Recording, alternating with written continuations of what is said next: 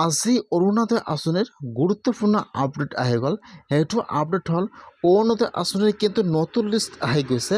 এতিয়া যিসকলে এইবাৰ আবেদন কৰিছিল বা অথবা আগৰ পৰা অৰুণোদয় আঁচনি পইচা লাভ কৰি আছে সকলোৰে নাম কিন্তু এটা লিষ্টত আহি গৈছে।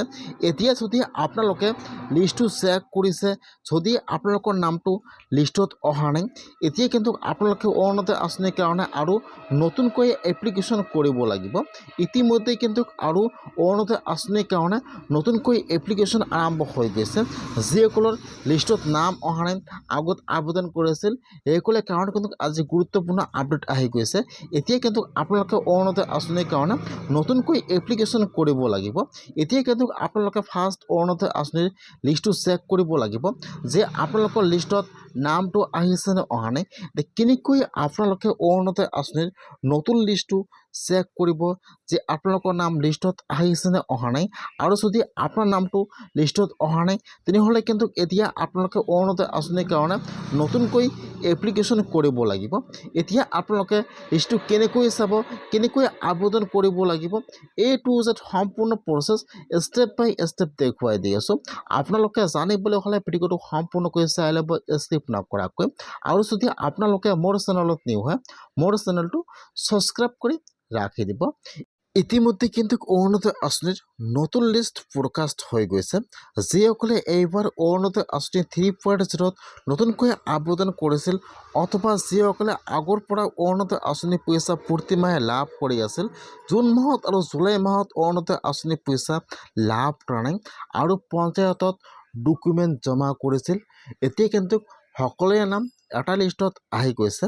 যিসকলৰ লিষ্টত নাম আহি গৈছে, এতিয়া কিন্তু সেইসকলে গেছৰ ফৰ্মটো লাভ কৰিছে বা ফিল আপ কৰি বৰ্তমান জমা কৰি আছে।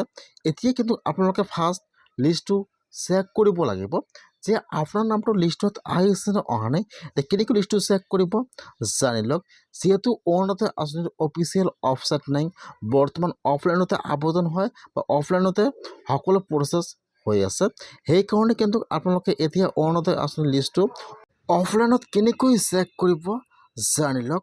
যদি আপোনালোকে লিষ্টটো বা আপোনালোকৰ নামটো চাব বিচাৰে, তেনেহ'লে কিন্তু আপোনালোকে যিটো আপোনাৰ পঞ্চায়ত আছে তাত যাব লাগিব লিষ্টটো চেক কৰিবলৈ হ'লে, অথবা যিটো আপোনাৰ গাঁৱৰ ৱাৰ্ড মেম্বাৰ আছে তাত যাব লাগিব, অথবা যিটো আপোনাৰ গাঁৱৰ অংগনাবাদী আছে তাত কিন্তু অৰুণোদয় আঁচনিৰ লিষ্টটো আহি গৈছে।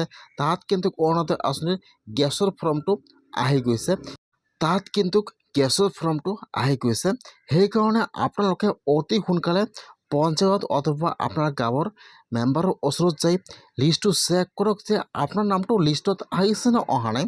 যদি আপোনালোকৰ নামটো লিষ্টত আহিছে, তেনেহ'লে কিন্তু আপোনালোকে গেছৰ ফৰ্মটো লাভ কৰিব। যদি আপোনালোকে গেছৰ ফৰ্মটো জমা কৰে, তেনেহ'লে কিন্তু আপোনালোকে প্ৰতি মাহে লাভ কৰিব অৰুণোদয় আঁচনিৰ পইচা 1500 টকা। আৰু যদি আপোনালোকে গেছৰ ফৰ্মটো জমা নকৰে, তেনেহ'লে কিন্তু আপোনালোকে 1500 টকা লাভ নকৰিব, খালি 1250 টকা লাভ কৰিব। আপোনাৰ কিন্তু অৰুণোদয় আঁচনি বন্ধ নহ'ব।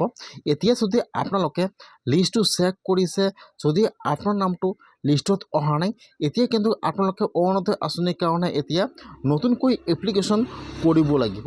এইটো হৈছে কিন্তু অৰুণোদয় আঁচনিৰ এপ্লিকেশ্যন ফৰ্ম। যদি আপোনালোকে লিষ্টটো চেক কৰিছে, আপোনালোকৰ নামটো লিষ্টত অহা নাই, তেনেহ'লে কিন্তু আপোনালোকে আপোনাৰ সকলো ডকুমেণ্ট লৈ আপোনাৰ পঞ্চায়তত যাব লাগিব। আপোনাৰ ration card, Aadhaar card, PAN card, bank passbook, voter ID card, সকলো ডকুমেণ্ট লৈ আপোনালোকে আপোনাৰ পঞ্চায়তত যাব যে মই অৰুণোদয় আঁচনি পোৱাৰ যোগ্য হয়। যদি অৰুণোদয় আঁচনি পোৱাৰ যোগ্য হয়, তেতিয়াহে কিন্তু আপোনালোকে যাব লাগিব।